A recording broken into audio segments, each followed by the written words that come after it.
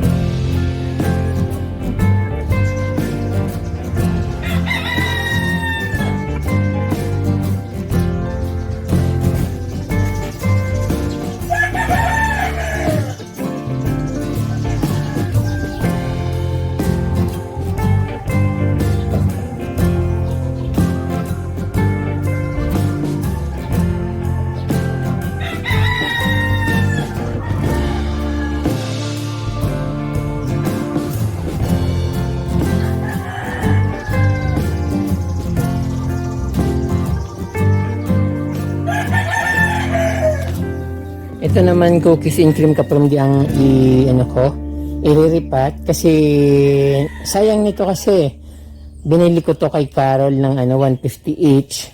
Tapos yan pinagsama ko dun sa isang paso. Kaya lang masyado na siyang mahaba. So it's time na ako naman magparami nito kasi ito ito nga mayroon na siyang suwi or branch. So pag pinutol ko yan lalaki siya kasi ito dalawa ulit sila.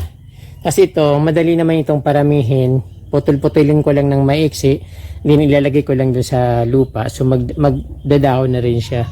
So ito ngayon yung ilalagay ko sa another paso. Perfect ngayon kasi perfect yung pagpuprupa ngayon kasi kapag di malamig, medyo malamig. So hindi masyadong maapektuhan yung mga halaman na ipoprupa kaya yan. So yung silver naman kapag di na ko na siya, na ilagay ko na sa paso. Ayan. Naka-ready na siya. So ito naman hindi ako nagwo-worry nito kasi may ugat naman siya talagang buhay siya, may ugat siya. Tapos yung papalaguin lang ulit. At least meron akong doon itinanim dito na ayun, 3. Sana hindi kainin ng mga pato sa manok. So ayun, at least naalis ko dito yung yung masukal na mga halaman sa ilalim ng bird nest. So yung bird nest naman kasi tinanim ko yan dyan.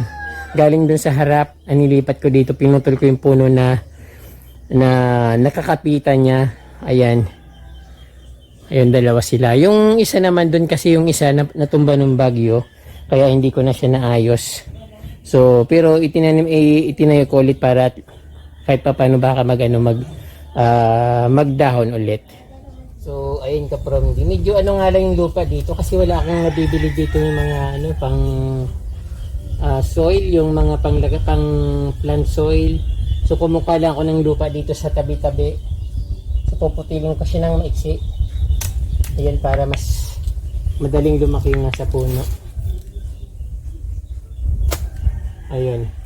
At tapos ito naman, paparamihin ko siya. Ayan. Pwede na itong ganito ka-eksi. Tapos ililipat ko na lang sa another pot. Sayang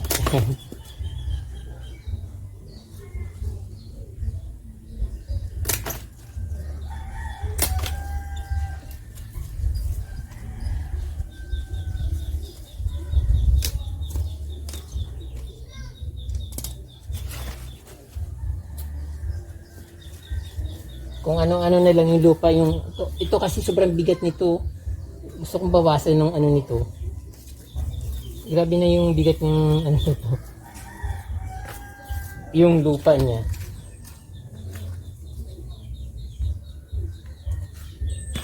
Ano bang mga lupa nito?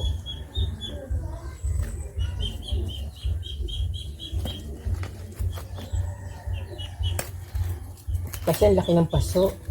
Punong-puno ng lupa. Ano kaya? Bubunutin ko na lang. Ayun. So babawasan ko siya ng lupa para magamit ko yung iba. Ano naman to hindi naman siya ganong lumaki. Ayan.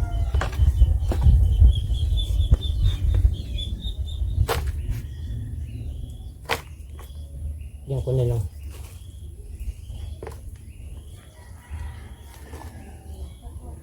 Paghiwalayin ko na lang sila.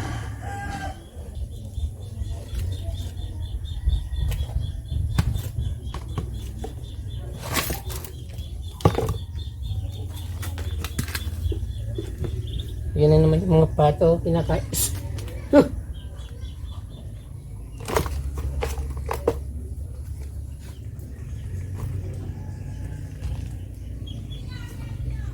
So ayun.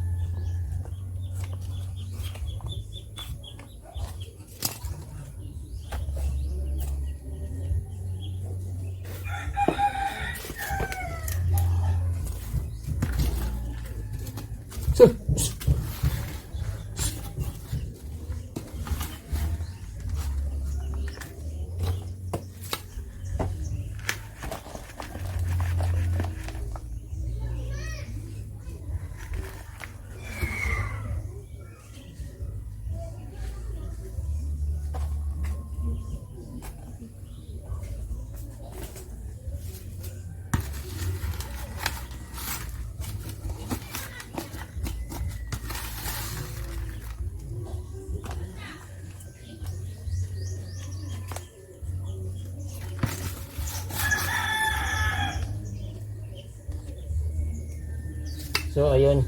So, ito ka-from ilalagay ko muna doon sa likod.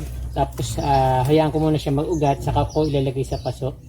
Kasi mas madaling mag-ugat kapag nasa ano siya. Naka-ano lang siya. Nasa labas lang ng paso. Ito naman kasi okay na siya dyan. Ayun. So, ayan po ka-from meron akong cookies and cream. Dalawang puno ng cookies and cream. Tapos yung silver. Tapos meron pa doon.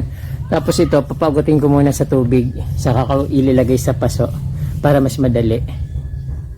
So, ayan po mga ka-from dito ko nilagay yung pandanus plant na galing kay Ma'am Cherry doon sa coastal area. So, 4 na piraso siya. At nagawan ko ng paraan para magkaroon ng paso. Yung mga iba kong halaman ay tinanggal ko kasi mga luma na yung parang kumbaga hindi nag-success, namatay yung iba. So ito yung ipinalit ko, yung pandanus plant. And syempre yung mga cookies and cream nilagay ko rin sa ibang lugar kasi mas gusto nun mas walang init. So ayun ka-from dito ko nilagay yung cookies and cream at yan gumanda na nga ka-from. Although talagang maganda siya, kaya lang hindi siya nalanta. Bago ko iniligay sa paso, binabad ko muna sa tubig or pinabayaan ko munang maulanan doon sa likod ng bahay. Saka ko nilagay dito. Yung parang medyo may ugat-ugat na. So hindi siya nalanta, talagang ganyan. Kung paano siya kung gaano siya kaganda nung pinutol ko, yung pa rin siya hanggang ngayon. So parang walang nawala, parang walang nabawas. While yung mga puno niya andito naman, lumaki lang ng kaunti, pero pumuputi na rin yung maganda na rin, lumalaki yung mga dahon niya. At ayun, wala pa masyadong, sana na dapat mayroon na siyang isang suhi doon sa pinakaano niya, yung pinutulang ko. Tapos yung yung mga pinutol ko dito na yung katawan niya ay may mga ugat-ugat na rin, nakita ko doon sa nilagay ko doon sa may ilalim ng saging. So ito yung panibagong kasi dalawa yun eh. Ito yung isa. Maganda rin naman, gumanda na siya kasi mas lumago yung dahon niya at lumaki. Tapos may panibagong isang suhi. Ayan, dalawa nga eh. Dalawa nga ba to?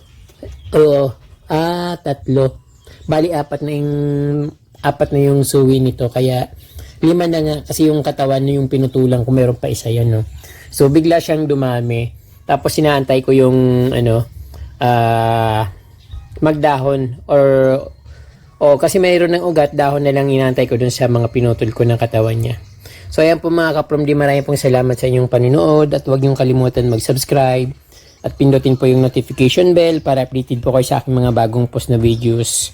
Marami pa akong ipopost na halaman about sa aking garden at syempre magtutor na naman ako para may maipakita ko sa inyong magandang garden. So bahala na kung saan ako makakakita ng magandang garden. Although maganda rin naman yung garden ko, so later papakita ko sa inyo.